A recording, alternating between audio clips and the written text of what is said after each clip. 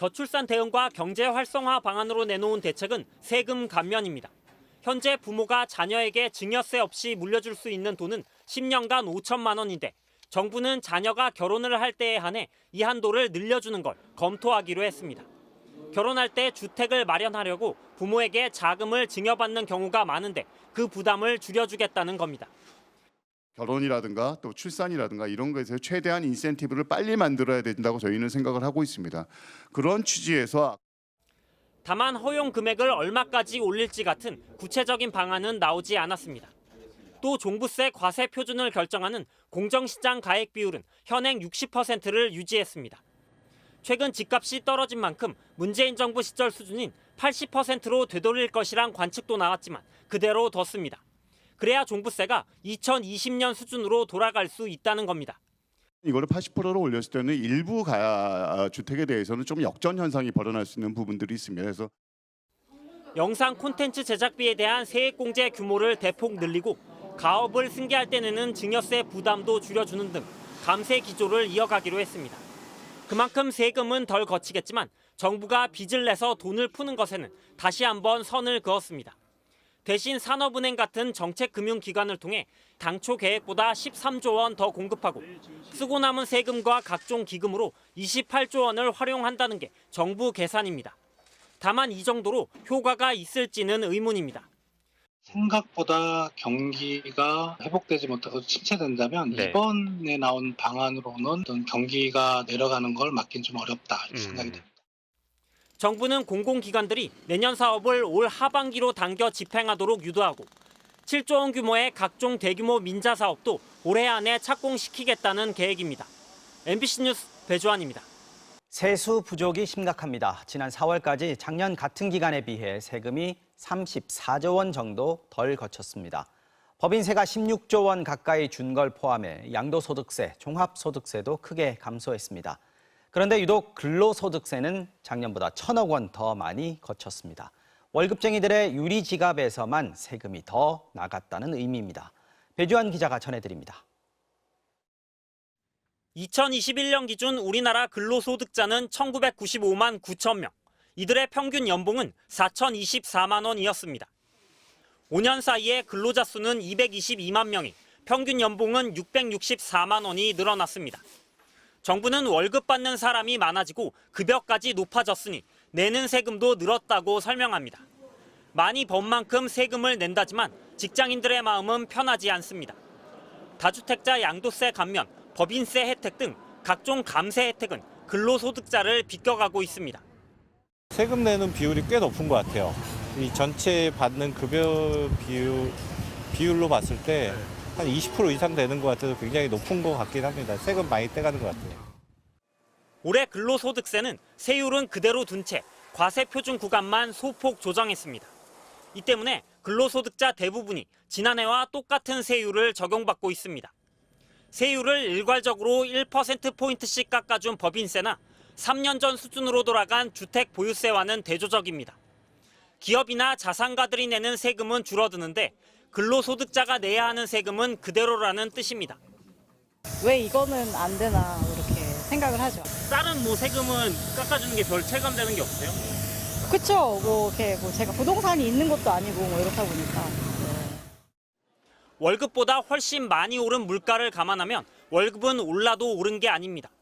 물가 상승을 고려한 실질 소득은 1년 전과 비교했을 때 지난해 3분기엔 2.8%, 4분기엔 1.1% 감소하며 오히려 뒷걸음질 쳤고 올해 1분기는 제자리 걸음이었습니다. 실질 소득이 감소했다는 의미는 그만큼 소비하는 그 상품이나 서비스의 소비자 물가 지수가 좀 증가한 측면이 있고요.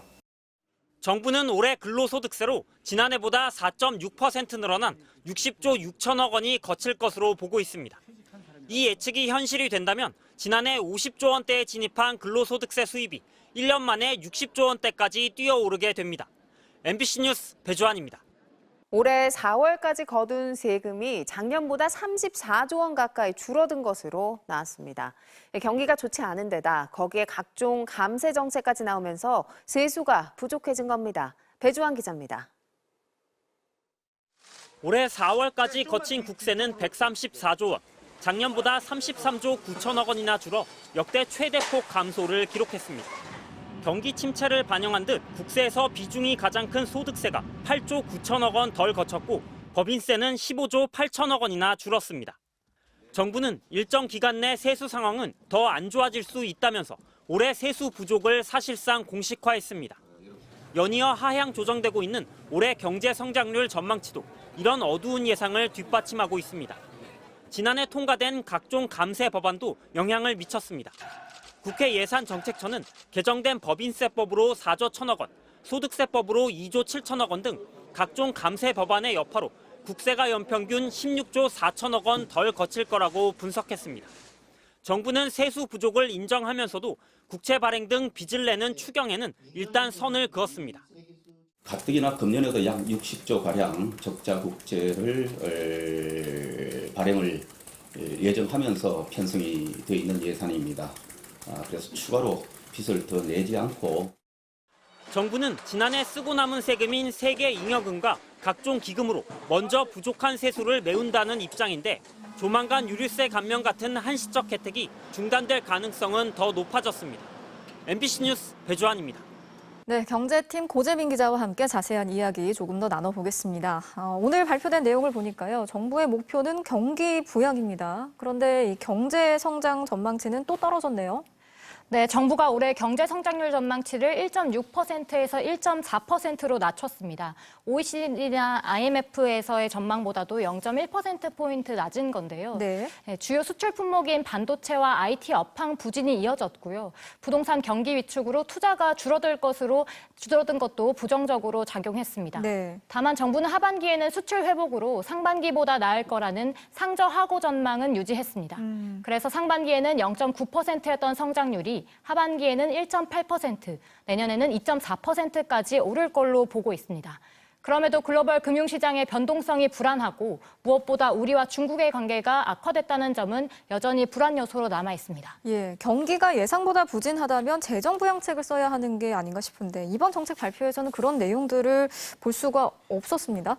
네, 맞습니다. 무엇보다 돈을 풀면 물가를 자극할 우려가 크기 때문인데요. 그렇죠. 오늘 발표된 지난달 소비자 물가 상승률을 보면 2.7%로 낮아지긴 했지만 이건 지난해 국제유가를 중심으로 물가가 너무 올랐던 기저효과 덕이 컸습니다. 한국은행도 하반기에는 물가 상승률이 다시 3% 안팎으로 오를 수 있다고 봤는데요. 그러다 보니 정부도 이번 정책 발표 때 섣불리 경기 반등 효과를 진작하기 위해 재원 투입 등 특단의 조치는 일단 없다고 했습니다. 결국 세금을 감면해주면서 경기 부양을 해야 하는 그런 상황입니다. 그렇네요. 말씀하신 것처럼 지금 세수가 부족하다는 얘기가 계속해서 나오고 있는데 어느 정도인가요? 괜찮을까요? 올해 들어 지난 5월까지 국세 수입이 지난해와 비교해서 36조 원 덜 거쳤는데요. 네. 최근 자동차 개별 소비세 등 각종 세제 혜택을 줄였던 것처럼 종부세 공정시장 가액 비율도 80%로 올려서 세수를 확보해야 한다는 지적이 많았습니다. 하지만 예상과 달리 정부가 종부세 부담을 늘리지 않기로 한 상황입니다. 경기 부양과 감세라는 두 난제를 동시에 풀어야 하는 건데요. 예. 정부는 우선 지난해 예산에서 다 쓰지 못한 세계 잉여금과 여유 재원이 있는 기금 일부를 최대한 활용하겠다면서 부족한 세수만큼의 재정 동원은 얼마든지 가능하다고 밝혔습니다. 네, 여기까지 듣겠습니다. 고재민 기자 잘 들었습니다.